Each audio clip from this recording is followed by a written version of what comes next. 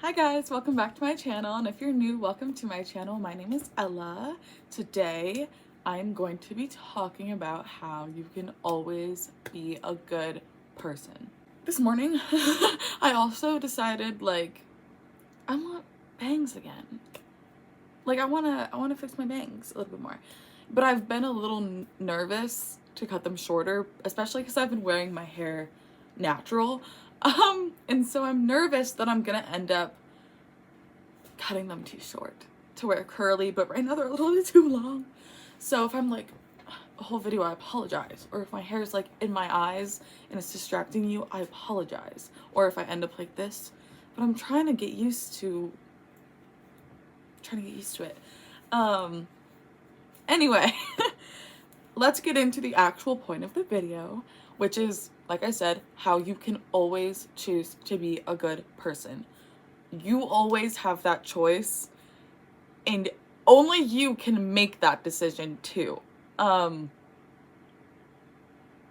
First and foremost, it does not matter who you are.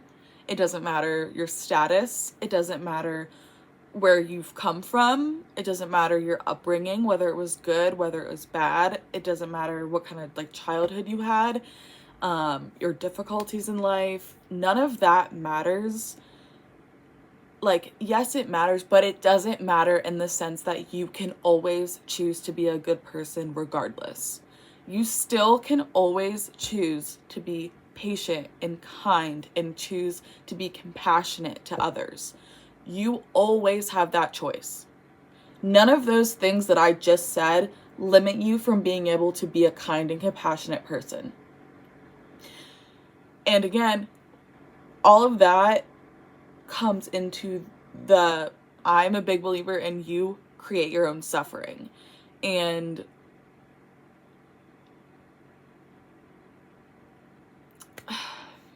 it's very frustrating to watch people create their own suffering while playing the victim, while actively creating their own suffering, whether that's being an insufferable person, whether that's treating people horribly and then wondering why they're being treated horribly, or making bad decisions in life, or just being a nasty person to other people. The energy that you put out into the world is what you're going to get back. And so in that sense, being a kind and compassionate person and just being a good person comes with its perks. It just does, in that sense. You are the only one responsible for your words, for your reactions, for your responses, for the way that you respond in different situations. So it's entirely up to you. But with that being said, you always have that choice to be a good person. And it becomes a little bit easier when you become aware of that. When you become aware that you create your own suffering, that your mind can create your own suffering. Your thoughts, your words, your train of thoughts, that those can create your own suffering. Once I stopped and realized that I'm responsible for the way I respond to things, oh my gosh, it became easier to do the things I was putting off. For example, yesterday, I was hungry and there was nothing at my house that I wanted to eat, and I was feeling really frustrated and just not great. I was hangry. I stopped for a second and I was like, Ella, you're a grown adult. You have needed to go grocery shopping for many days and you haven't because you've been tired. Yes, you're tired now. It's only 6 o'clock. You are fully capable of going to Kroger's right now and going shopping and getting food. Even if it's just a small little grocery trip, you are fully capable of going. You just don't want to. And so I was like, now it's up to you. You either cannot go and be miserable and upset and hungry, or you can suck it up, go to Kroger's, come back home, and have food and do what you want, like do what you would have done if you didn't go to Kroger's, but have food. And I was so much happier. Like, I don't know. And also another thing, just being conscious and aware of yourself and your actions and just yourself in general is so important, and so many people lack that self-awareness. But something I'm really, really bad about is procrastinating sleep. And I really need to start eliminating electronics at night. But I'll be like watching a show or a movie and I'll be really into it, but I'll pause it and I'll get into something on my phone, whether it's a game or something on TikTok, and I'll be scrolling. But then I'll be like, I'm really into this. Like, you know, I'm just gonna look on my phone for 5 more minutes, but I really want to finish my movie. But I also really need to go to sleep soon because it's getting late and I have to work tomorrow. But I caught myself in the thought process that I didn't know. This was the unconscious thought process that I didn't even realize I had. But in my head, I was not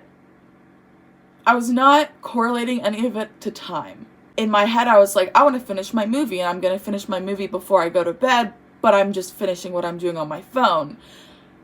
But the problem is that, you know, my movie maybe had 20 minutes left. And so I was like, I'm going to finish my movie and then go to sleep, because then I'll be going to sleep at a good time for work. But my bedtime then got pushed an hour later because I was distracted on my phone and doing other things instead of doing the one thing I was going to do.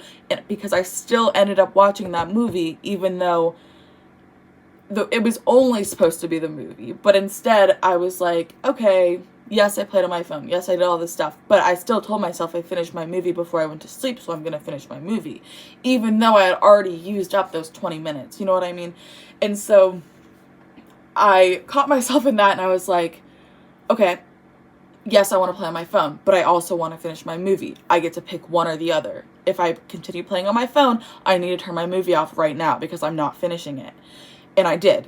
And I was like, I'm going to finish this tomorrow because I need to go to sleep. And, you know, that was a way that I was able to kind of end my own suffering, in the sense that I kept going to sleep so late because I kept doing that, kept doing stuff like that. And actually got a decent night of sleep before work. But that can also be the tricky thing with stuff like this, is that a lot of times we're unconsciously creating our own suffering and unconsciously having these thought patterns and having, you know, saying words, having these different responses, you know, whether it's explosive responses that we don't feel like we're in control of, or, you know, just anger or different emotions that we don't feel in control of. And those emotions are very, very hard to feel like we have a hold on. And so, you know, like I was saying in the beginning of this video, how it doesn't matter, like, your upbringing, it doesn't matter who you are, your status, any of that. None of those outer things matter. At the end of the day, it doesn't matter who you are. It doesn't matter your upbringing. It doesn't matter your status. It doesn't matter your social status. It doesn't matter your income. It doesn't matter, you know, your trauma. It doesn't matter your difficulties in life. It doesn't matter.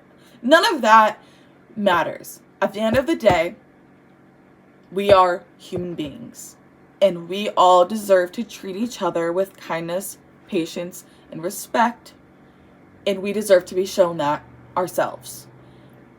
But the only way we're gonna be able to do that is if we all do that to each other. If we all start showing each other kindness and respect, even if it's a little bit at a time, even if it's just making your brain a little bit more aware. Like, let's just say you're in a situation where, let's say you are someone of a higher status. Let's say you have more money. You are a higher status than this person. This person is a lower status. They have less money than you. You know, you don't respect them, whatever. In that situation, none of those labels matter. In that situation, whatever that, like, conflict is, depending on the conflict, you both still can choose to treat each other with kindness, respect, patience, and just work through it like human beings, without violence and without anger, and it's really not hard to be a good person and to be kind. And I don't understand why it's so hard for some people, and why people are just so angry at everyone and everything all the time. Like, I don't know.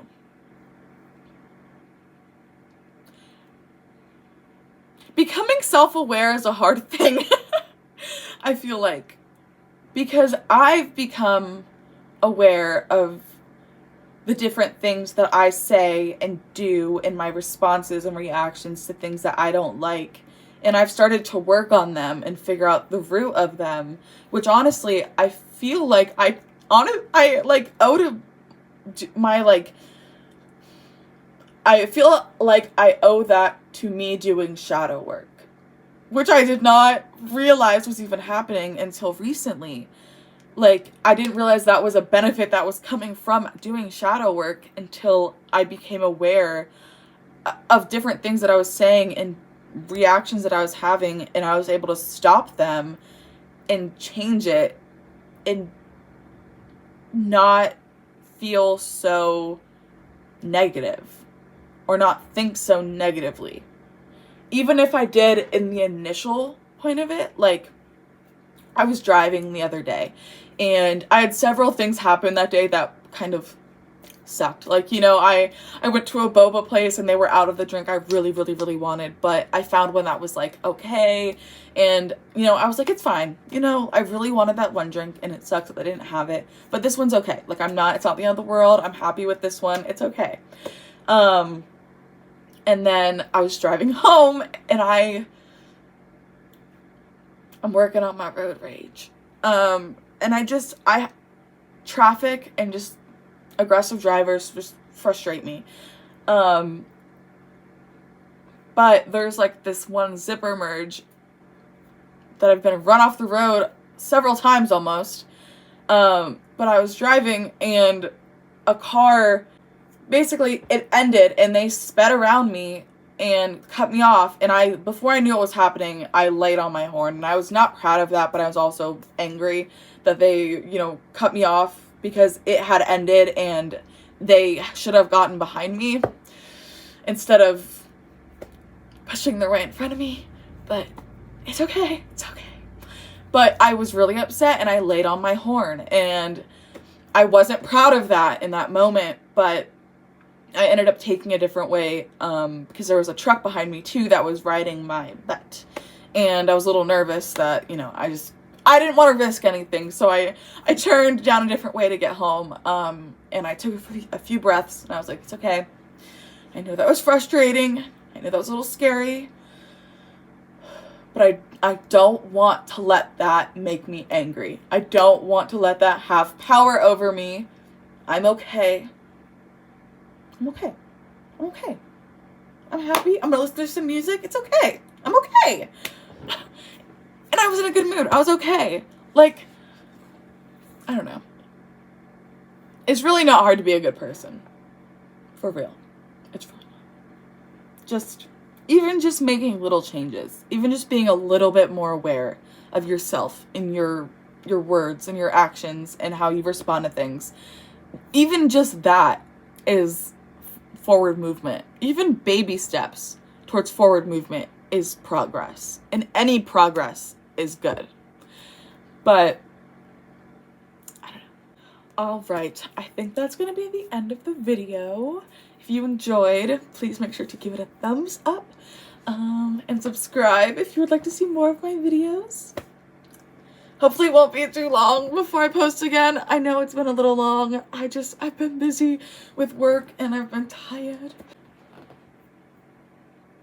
Anyway, I will see you all in my next video. Thank you again so much for watching.